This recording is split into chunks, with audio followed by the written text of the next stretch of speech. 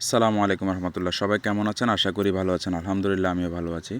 তো আজকে আমি চলে আসছি আমাদের ফেনী শস্যদী ইউনিয়নের আফুরে।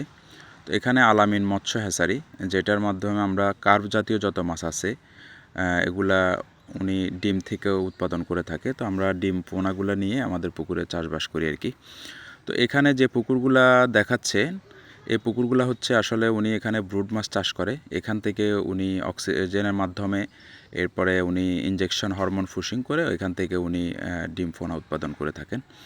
তো এখানে আবার আমরা দেখতে পারতেছি উনি অক্সিজেনের ব্যাগে করে উনি যে ডিম ফোনাগুলা উনি বিক্রি করেন অক্সিজেনের ব্যাগে করে উনি প্রস্তুত করে দেন, এবং কি প্রত্যেকটা চাষি বা খামারি যেন ওনার পুকুর পর্যন্ত নিয়ে গিয়ে একদম সুন্দরভাবে যেন মাছগুলা পুকুরে ছাড়তে পারেন।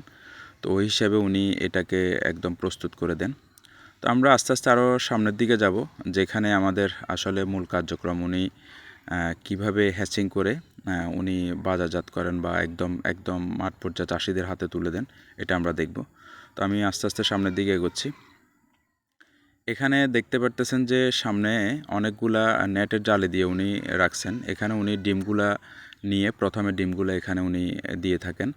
দেওয়ার পরে এখান থেকে এটা পানির স্রোতের মধ্যে থেকে ওটা এখান থেকে ডিমগুলা ফুটার পরে উনি সামনে যে অক্সিজেনের মধ্য দিয়ে বা উনি ঝর্ণার মাধ্যমে সেটাকে অক্সিজেন দিয়ে থাকেন।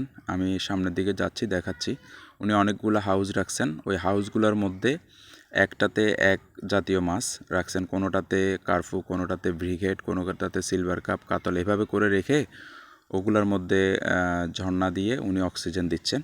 এবং কি আবার এখান থেকে 2-3 দিন পরে বা 4-5 দিন পরে এখান থেকে উনি আবার মাছগুলা আমাদের যে যারা আমরা মাছ কিনতে যাই একদম ডিম ফোনা, ওইখান থেকে উনি দিয়ে থাকেন ধরে। এটা কেজি হিসাবে করে দিয়ে থাকেন, 100 গ্রাম 200 গ্রাম থেকে শুরু করে আপনি যত কেজি নিতে পারেন।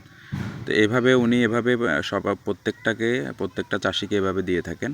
এই যে অক্সিজেন দেখতেছেন, এগুলোর মাধ্যমে উনি অক্সিজেন দিচ্ছে। তো আমরা একদম কীভাবে মাছ ধরে এবং কীভাবে এখান থেকে মানুষকে দিয়ে প্রত্যেকটা জিনিস আস্তে আস্তে দেখানোর চেষ্টা করতেছি। এই যে এখানে মিটার আছে, মিটার মধ্যে মাপিয়ে দিচ্ছেন। প্রত্যেকটা হাউজের মধ্যে মোটামুটি মাছ আছে, তাও এখন সিজনের একদম শেষ দিকে। এর পরবর্তীতে ওনার এখানে মাশাআল্লাহ অনেক মাছ আছে। তো আমি বরাবরের মতো আপনাদেরকে দেখাচ্ছি যে কিভাবে মাছগুলা ওনারা প্রত্যেকটা প্রান্তিক চাষির কাছে বা খামারির কাছে পৌঁছায় দেয়, সেটা আমি আপনাদেরকে দেখানোর চেষ্টা করতেছি। এটা অনেক বড় দেখতে। আমি একদম পিছনের দিকে চলে আসছি, সামনের দিকে আমি যাওয়ার চেষ্টা করতেছি। মোটামুটি অনেক বড়, এবং কি ওনার পিছনে অনেকগুলো পুকুর আছে, সবগুলাতে ব্রুড মাছ উনি চাষ করে থাকে। ওগুলাকে প্রসেস করে উনি ডিম বের করে থাকেন, ডিম বের করে ওখান থেকে বীজ উৎপাদন করে থাকেন। তো এই যে লাল লাল বাটির মধ্যে যে আমরা দেখতে পারতেছি ফলি, এখানে পানি দিয়ে রাখছেন। জাস্ট মাছগুলো ধরার পরে উনি মিটার মেশিনে উনি ওয়েট মেপে এর পরবর্তীতে প্রত্যেকটা মাছের মধ্যে দিবে। এই যে এখানে 400 গ্রাম মাছ উনি, এটা কিন্তু ইচ্ছা করলে উনি একটা ব্যাগের মধ্যে দিতে পারবে না। উনি এই কারণে অনেকটা ব্যাগের মধ্যে 2-3টা ব্যাগের মধ্যে দিবেন। না হলে আমরা যদি একটা ব্যাগের মধ্যে নিয়ে যাই, তাহলে এখানে প্রায় 400 গ্রামের মধ্যে আল্লাহর রহমতে এখানে মিনিমাম 50 থেকে 60 হাজার মাছ হবে, যে বাটিটা দেখতে পারতেছেন। এটা শুনতে অনেক আশ্চর্য লাগলো। এটাই আল্লাহর রহমত, এটাই আল্লাহর বাস্তবতা। উনি সকল কিছু পারেন, উনি সব কিছুর ঊর্ধ্বে। তো এখান থেকে প্রত্যেকটা ব্যাগের মধ্যে উনি আস্তে আস্তে দিচ্ছেন। দেওয়ার পরে আমরা আবার এখান থেকে আমরা আমাদের হাউজের দিকে যাব, যেখানে আসলে প্রস্তুত করা হয়। এই যে এভাবে দিচ্ছেন প্রত্যেকটাতে সারাক্ষণ 24 ঘন্টা এই ঝর্ণাগুলো চলে। এবং কি এখানে যে ইয়াগুলো দেখতে পারতেছেন আপনি, নেটের এখানে নেটিংয়ের মধ্যে সারাক্ষণ 24 ঘন্টা স্রোত দিতে হয়।